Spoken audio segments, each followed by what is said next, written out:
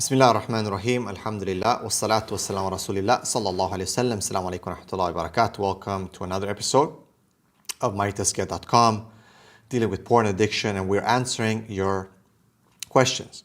Two questions to deal with in this episode. Number one is, does porn actually affect brain development? And the second question is, how long will it take for my brain to recover from pornography, to detox from pornography? So, pornography, does it have an effect on brain development? Well, it does. It does because, remember, the key word when you're talking about pornography is pleasure, seeking pleasure, and it's linked to the neurotransmitter called dopamine. And dopamine is released in huge amounts when you are stimulated by the stimulus, which is sex, porn.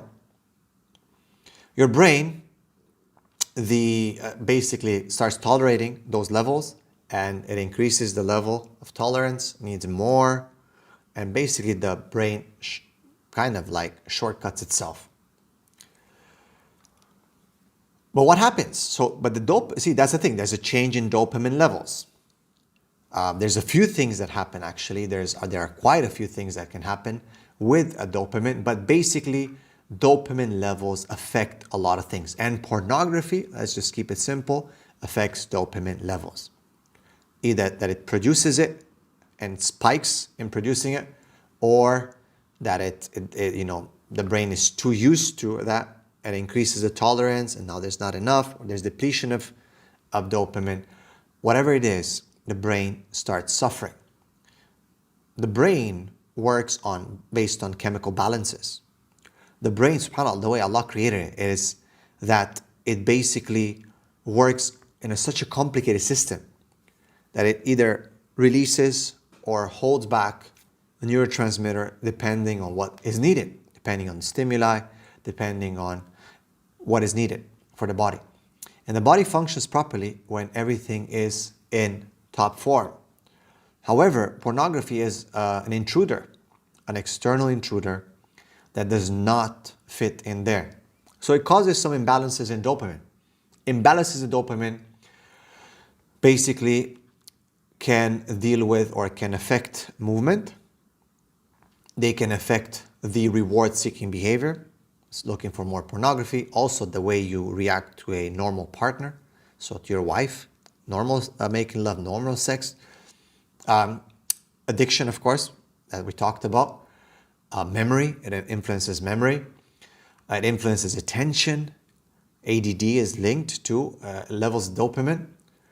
And cognition, incognition, the flow of information to the frontal lobes from other areas of the brain. Regulating prolactin secretion. Social functioning, subhanAllah, there's a lot of studies that link porn users, and specifically because the level of dopamines and the stimulation or the lack of, to anxiety, social phobias, schizophrenia even, and anxiety, depression, and so on. So psychosis as well, levels of dopamine in psychosis, pain processing, and many others. So yes, it does affect the development of the brain, affects the functioning of the brain, and can really, really hurt a person's life. Lack of attention, depression, anxiety, social issues. It will have ramifications on all levels of your life. And that is why it is such a dangerous thing. We're learning more and more every day about the effects of pornography and other such negative stimuli on development. But bottom line to say is that yes, it does have an effect on your brain. It does have an effect on processing information, attention, which obviously it bleeds into your other life, social issues, your job or the inability to get a job, obviously because you cannot focus, you can be very irritable, depressed, anxious. SubhanAllah, pornography can destroy your life. Pornography can destroy your life. Second part, the second question is, how long will it take me to detox? It depends. It depends on what you do, How much can you abstain from watching pornography? And the blessings of Allah subhanahu wa ta'ala. Like you have to understand that. We cannot dissociate ourselves from the fact that this is sin first and foremost. We can analyze and give answers scientifically, but in the end we are Muslims. And we know that there's no nasr and no victory except with Allah subhanahu wa ta'ala. So the more work you put into it, the more you fear Allah, the more you make dua, the more you pray qiyam, the more you fast, the more you try to do good deeds and change your lifestyle, the faster it will be that your brain will detox. Don't expect it to just happen just like that, or just by no fapping and not looking, abstinence, because you can easily relapse. And that's why we focus on all kinds of aspects of your life, including your schedule, your plans and so on, your personal ethics and morals, of course, which are Islam, to help you to get rid of this problem. So detoxing depends on each individual and what they put in, how much they rely upon Allah and what they do for Allah subhanahu wa ta'ala, so that He puts barakah, and the amount of asbab or work that they do with the association, with different counselors, and so on and so forth. And of course, last but not least, my brothers, I keep saying that, see, the need for intimacy is a primal need. You have to, like a human being needs to. They're created that way. The more we avoid this issue, well, the more we're going to suffer. Marriage, halal, dopamine stimulation. This is what it is. When you have the difference between porn and real sex. Sex stimulates dopamine, of course, but it is a different interaction. Pheromones are there, the touching, the feeling, the actual act causes different stimulation of the brain, is in a different way. So as opposed to a 2D screen and masturbation.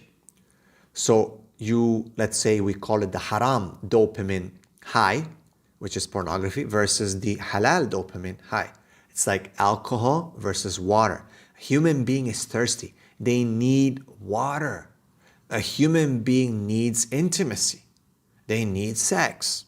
Stop telling people that they don't. Stop delaying it. We need to face this reality. We can come up with 50 different solutions, scientific research and all that, but in the end, we're not hitting the nail on the head. So the haram dopamine spike versus the halal dopamine spike. Choose alcohol or water. In the end, you're going to be thirsty. In the end, you cannot stop your thirst. This is not like something that, I can abstain from certain things. No, this is a need. It's a primal need, and you have to fulfill it and satisfy it. The more you come up with all kinds of different excuses, you won't be able to solve it. The faster you target the problem at its source, the faster you'll be able to actually detox and fix your problem. So keep that in mind.